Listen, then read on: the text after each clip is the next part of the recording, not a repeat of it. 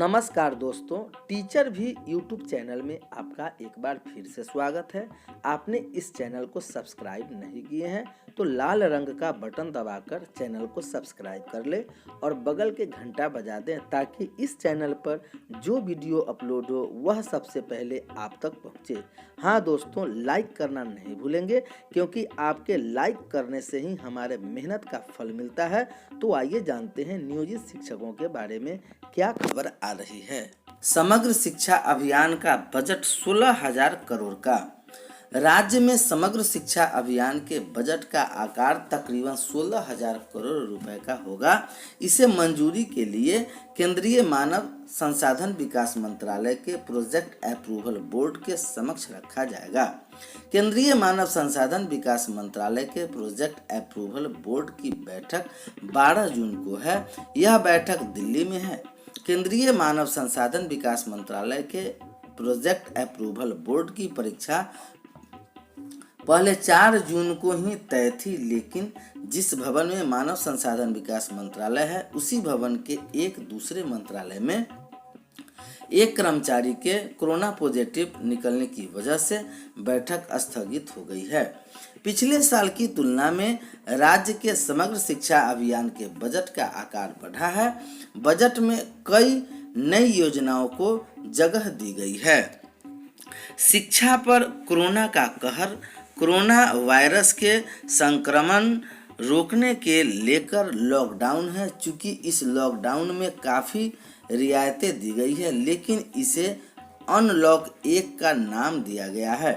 बाजार, मॉल और धार्मिक स्थल खुलने के बाद स्कूल कॉलेज खुलने की बात कही जाने लगी।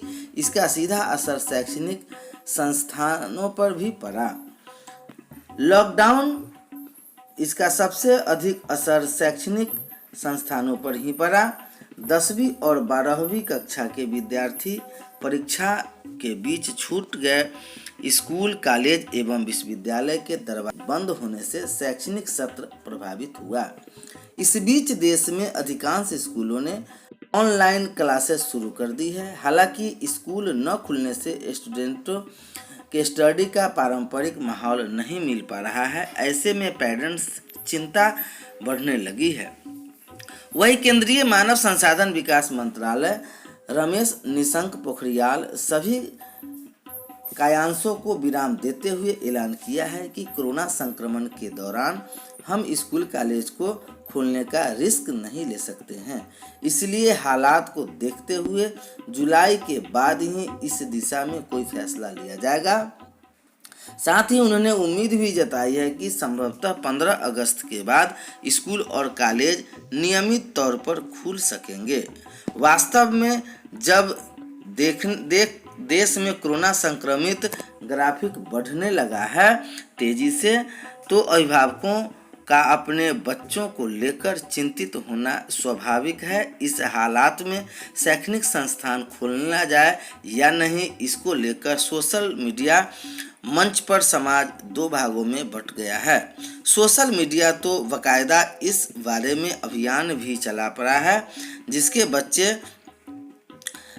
प्राथमिक और माध्यमिक कक्षाओं में पढ़ते हैं वह अभिभावक काफ़ी चिंतित हैं। पीएम मोदी ने 25 मार्च को देशव्यापी लॉकडाउन की घोषणा की थी। तब से स्कूल कॉलेज अनिश्चितकालीन के लिए बंद है। देश भर के लगभग 33 करोड़ छात्र फिलहाल पूरी तरह भ्रम में थे। इससे संबंधित संदेह को दूर करने के लिए स्कूलों फिर से खुलने की खबरों का इंतजार कर रहे हैं। केंद्रीय मंत्री बयान के बाद तमाम तरह की आशंकाओं को विराम लग गया है। वैसे तो देश के कई स्कूल ऑनलाइन पढ़ाई करवा रहे हैं, लेकिन तमाम स्कूल ऐसे भी हैं जो सुविधा सफल नहीं है। इसमें वह ऑनलाइन पढ़ाई कराने में असमर्थ हैं। वैसे भी ऑनलाइन पढ़ाई के लिए बच्चों के पास भी तो मोबाइल और लैपटॉप व्यवस्था होनी जरूरी है। जब भारत में केवल 24% धोतक के पास इंटरनेट व्यवस्था है तो ऑनलाइन शिक्षकेतर तत्पर स्वयं सवाल उठ जाते हैं। ऐसे में ऑनलाइन शिक्षा से वंचित छात्रों को, अभिभावकों को चिंतित होना स्वाभाविक है। असल में स्कूल प्रबंधन चाह रहा है कि लॉकडाउन के दौरान बच्चे शिक्षा से विमुख न हों, ऑनलाइन पढ़ाई से व्यवस्थित हो।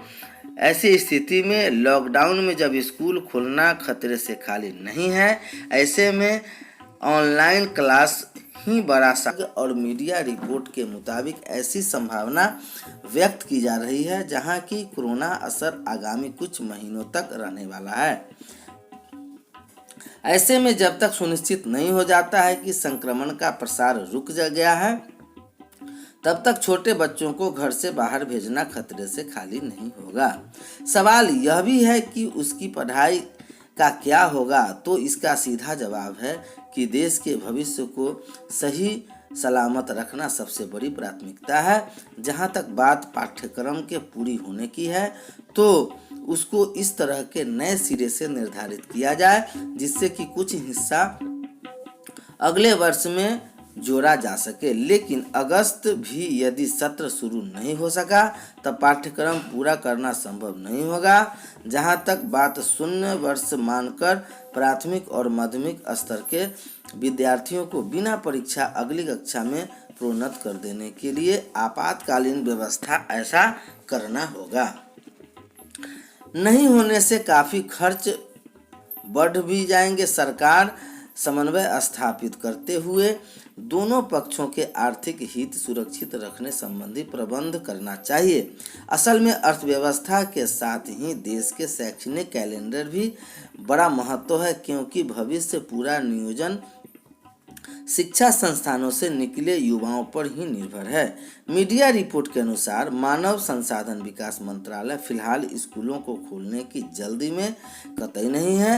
मंत्रालय के वरिष्ठ अधिकारियों के मुताबिक फिलहाल 1 से 15 जुलाई के बीच 10वीं और 12वीं कक्षा शेष रह गई बोर्ड परीक्षा कार्रवाई की तैयारी की जा रही है। परीक्षाओं के उपरांत पहली प्राथमिकता 10वीं और 12वीं के नतीजे घोषित करना है। इसके बाद ही स्कूल कॉलेज खोलने की प्रक्रिया आरंभ की जा सकेगी।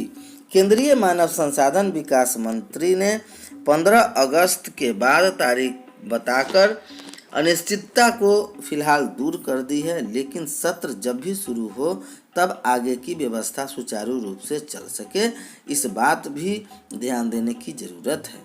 स्कूल खुलने के बाद स्कूल और कॉलेज प्रशासन के सामने सबसे बड़ा जोखिम सोशल डिस्टेंसिंग मेंटेन करना होगा, क्योंकि इस दौरान सोशल डिस्टेंसिंग पालन अनिवार्य रूप से करना होगा। भीड़ को कम करने के लिए कक्षा संचालन भी सावधानी बरतनी होगी। जब स्कूल और कॉलेज खुल जाएंगे तो ऐसे में शिक्षकों के लिए ग्लव्स और मास्क पहनना जरूरी हो जाएगा। इसके अलावा सभी स्कूलों में थर्मल स्कैनिंग लगा दिए जाएंगे।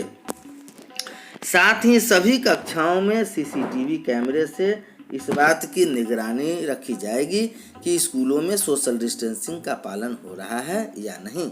यदि स्कूल या कॉलेज प्रशासन द्वारा इसका ध्यान नहीं रखा गया है तो बड़ी मुसीबत खड़ी हो सकती है। निसंदेह कोरोना बाद के काल में शिक्षक तौर पर तरीके बदलते वाले, इसके लिए शिक्षकों और छात्रों को तैयार रहने की ज़रूरत है, वह भी तब जबकि वैकल्पिक योजना व्यवहारिक साबित नहीं हो पा रही है। वही स्कूल खोलने से पहले छात्रों के स्वास्थ्य और सुरक्षा, स्कूलों में सफाई को लेकर विशेष सावधानी बरतने की ज़रूरत है। जानकारी की माने तो स्कूल कॉलेज अभी बंद रखना काफ़ी मुफीद साबित होगी, क्योंकि इसके लिए नियम बना लिए जाएं, लेकिन स्कूल खुलने के बाद बच्चों से सोशल डिस्टेंसिंग का पालन करा पाना मुश्किल होगा।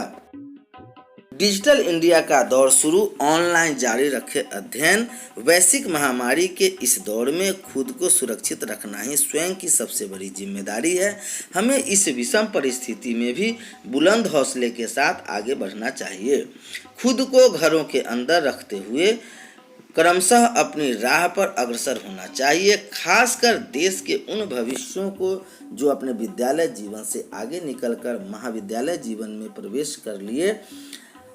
हालांकि अंतर स्नातक की शिक्षा पूरी कर स्नातक में प्रवेश को लालायित रहते, यही एक महत्वपूर्ण परिस्थिति होती है जहां से विभिन्न प्रतियोगिता परीक्षा में सफल हासिल कर अपने जीवन के सुनहरे सपनों को साकार किया जा सकता है। यह कहना है कि मनीगाछी स्थित सरस्वती विद्या मंदिर के निर्देशक जय नारायण झा का कहना है कि